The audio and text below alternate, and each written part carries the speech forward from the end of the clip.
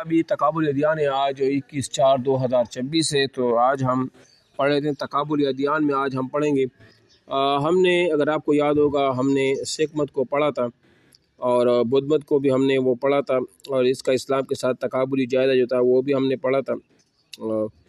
تو آج ہم پڑھ رہے ہیں سکھوں کے جو فرقے تھے وہ بھی پڑھا تھا ہم نے، ٹھیک ہے. جین مت جو تھا نا، یہ بھی ہم نے کل پڑھا تھا، اگر آپ لوگوں کو وہ یاد ہوگا، ٹھیک ہے.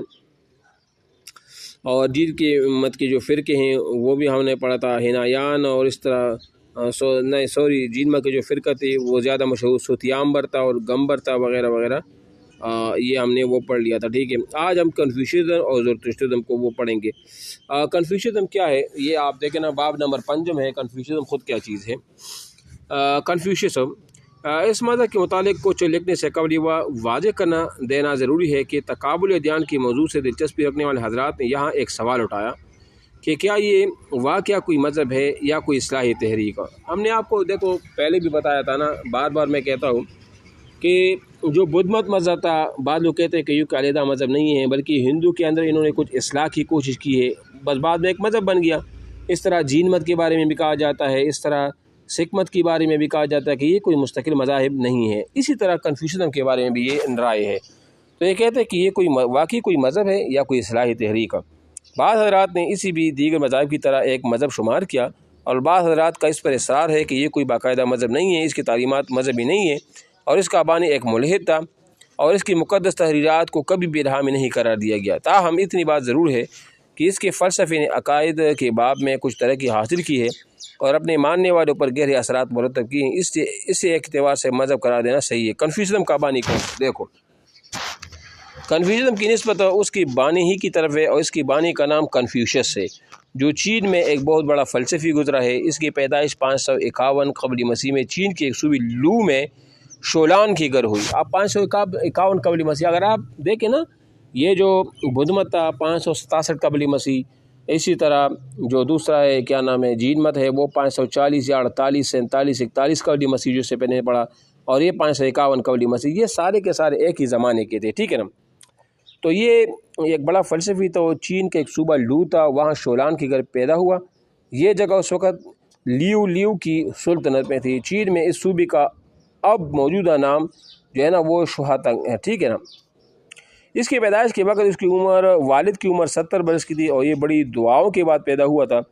لیکن ابھی اس کی عمر 30 برس کی تھی کہ یہ سائے شفقت پدری سے جو ہے نا محروم ہو گیا، اور اس کی تمام تر ذمہ داریاں بیوہ ماں کی نازک کندھوں پر آ پڑی. اس مرحلے میں اس علاقے کی قبیلے کی کہ ایک سردار نے اس کے ساتھ خاصا تعاون کیا اور اس کی پرورش میں بڑھ چڑھ کر حصہ لیا، اور کنفیوشس نے اپنے علاقائی ماحول کے مطابق شعر و شاعری، تاریخ دانی، موسیقی، شکار، ماہی گیری اور تیر اندازی وغیرہ فنون میں مہارت وہ حاصل کی.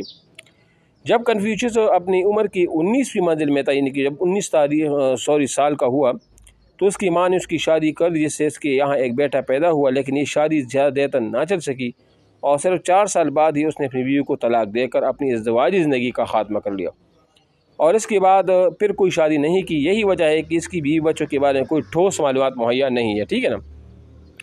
تاہم اتنی بات ضرور ہے کہ موجودہ چینی قوم میں بہت سارے افراد آپ کو ایسے ملیں گے جو اپنے آپ کو کنفیوشس کے خاندان سے منسوب کرتے ہیں دکھائی دیں گے. کنفیوشس کی عمر جب 24 یا 27 برس کی ہوئی تو اس کی ماں کا انتقال ہوا، اور اس نے مکمل 3 سال تک اپنی ماں کا سلوک منایا. اس سے پہلے وہ حکومت کے محکمہ مال میں ملازم تھا، اور اپنی حسن کارکردگی اور خدمت خلق کی جذبے کی بنیاد پر عوام کے دلوں پر حکمرانی کیا کرتا تھا، اور 1 سال کی قلیل مدت میں محکمہ زراعت اور جانوروں کے چرواہوں کا نگران وہ بنا دیا گیا، ٹھیک ہے نا. تو یہ کہتے ہیں کہ ملازمت کے ساتھ کنفیوشس نے ایک مدرسہ بھی قائم کیا اور لوگوں کو مختلف موضوعات کی تعلیم دینا شروع کر دی. کچھ عرصے کے بعد اس نے دارالخلافہ کی رہائش اختیار کر کے شاہی کتب خانے سے خوب استفادہ کیا. اسی دوران اس کی ملاقات تاؤزم کے بانی لاؤزے سے ہو گئی. دونوں نے ایک دوسرے سے استفادہ کیا، جس کا نفع اس نے بعد محسوس کیا. تاؤزم جو ہے نا یہ بھی تقابل ادیان کا ایک حصہ ہے، اور یہ ایک مذہب ہے، ٹھیک ہے. کنفیوشس کا طریقہ تعلیم مشہور فلسفی سقراط کی طرح تھا، اور زبانی درس اور تدریس پر عمل پیرا تھا. یاد رہے کہ سقراط خدا کا منکر اور بہت بڑا فلسفی گزرا ہے، لیکن چونکہ اس کے ساتھ وہی الہی کی رہنمائی نہ تھی، اس لیے وہ زہر کا پیالہ پی کر مر گیا تھا. بہرحال کنفیوشس کی درس و تدریس اور سلسلہ رشد و ہدایت کو اتنی تک مقبولیت حاصل ہوئی اور اس کا اتنا چرچا ہوا کہ صوبائی لو کی وزیر اعظم نے مرد الموت نے اپنے بیٹوں کو وصیت کی کہ وہ کنفیوشس کے پاس جا کر اسے تعلیم حاصل کرے۔ اس طرح کنفیوشس نے عمر کا ایک حصہ صوبائی لو میں جو ہے نا وہ کیا کیا، وہ گزارا۔ ٹھیک ہے، اس وقت برسر اقتدار طبقہ 3 خاندانوں میں منقسم تھا۔ اتفاق کی بات ہے کہ ان تینوں میں باہمی خانہ جنگی شروع ہوئی۔ یہ دیکھ کر کنفیوشس صوبہ لو کو چھوڑ کر صوبہ ٹسی میں منتقل ہو گیا اور کچھ عرصہ وہاں گزارنے کے بعد واپس لو آ گیا۔ جب کنفیوشس کی عمر 51 سال کی ہوئی تو اسے چین کے علاقے چنگٹو کا قاضی مقرر کر دیا گیا، جہاں اس نے اپنے فرائض منصبی بڑی تند ہی ذمہ داری اور دیانتداری سے سر انجام دی، اور اس کا نتیجہ یہ ہوا کہ مذکورہ علاقے میں ایک مثالی معاشرہ قائم کیا۔ ٹھیک ہے، جہاں انصاف کی فراوانی اور رشوت ستانی، ناجائز سفارشات اور ظلم و زیادتی کا خاتمہ ہو چکا تھا، بد اخلاقی اپنے انجام کو پہنچ چکی تھی اور پورا علاقہ امن و امان کا گہوارہ بن گیا۔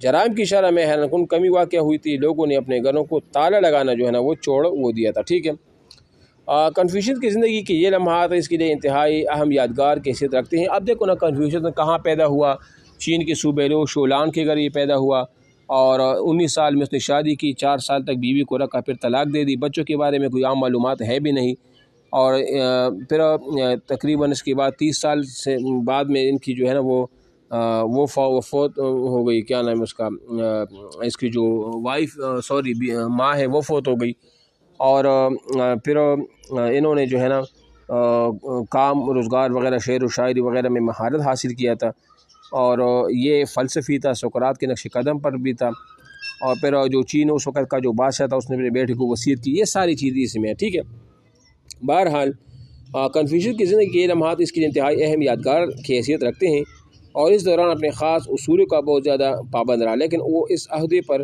زیادہ دیر تک نہ رہ سکا اور اس کے حاسدین پیدا ہو گئے۔ خود بادشاہ کی بڑھتی ہوئی مقبولیت سے اتنا خائف ہوا کہ اسے اپنی حکومت خطرہ میں محسوس ہونے لگی، چنانچہ اس کے تمام اختیارات سلب کر کے اسے ملک بدل کر دیا گیا۔ یاد رہے کہ یہ 467 قبل مسیح کا واقعہ ہے۔